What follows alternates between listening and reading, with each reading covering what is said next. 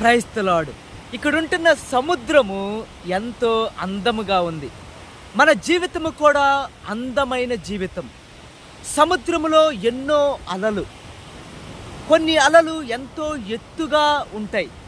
కొన్ని అలలు ఎంతో చిన్నవిగా ఉంటున్నాయి. అయితే మన జీవితంలో కూడా మనకొస్తున్న శ్రమలు, మనకొస్తున్న కష్టాలు, మనకొస్తున్న అవమానాలు, మనకొస్తున్న నిందలు, మనం ఎదుర్కొంటున్న ఓటములు, మనం ఎదుర్కొంటున్న నిరాశ, మనం కృంగిపోయిన అనుభవాలు కూడా ఈ యొక్క అలల వలె ఉంటున్నాయి. కొన్ని అనుభవాలు ఎంతో ఎత్తైనవిగా ఉంటున్నవి, ఎంతో బలమైనవిగా ఉంటున్నాయి.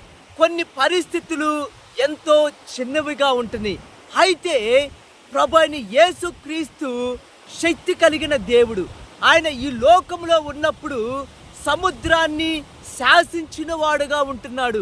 ఆయన ఈ లోకంలో ఉన్నప్పుడు సముద్రములో ఉంటున్న అలలను నెమ్మదిగా చేసినవాడు.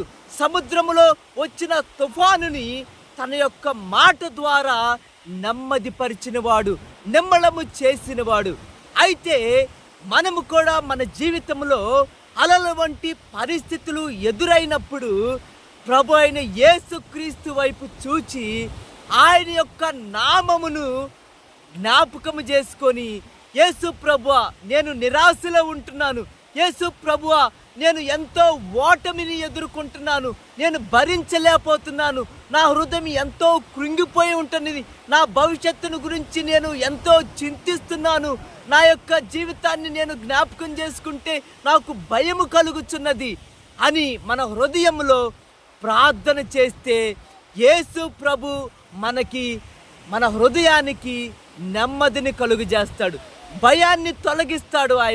ఆయన నిరాశ వంటి అనుభవాల నుండి తొలగించి మనకి సంతోషమును, సమాధానమును, ఎన్నో దారులు తెరిచి మన హృదయానికి తృప్తి అనుగ్రహించే దేవుడుగా ఉంటున్నాడు. ఆయన వైపు చూచి, ఆయన యొక్క సిలువ వైపు చూచి, ప్రభువా నన్ను క్షమించు, నా యొక్క పాపములను క్షమించి నీ రక్తముతో కడిగి నన్ను పవిత్రపరచు.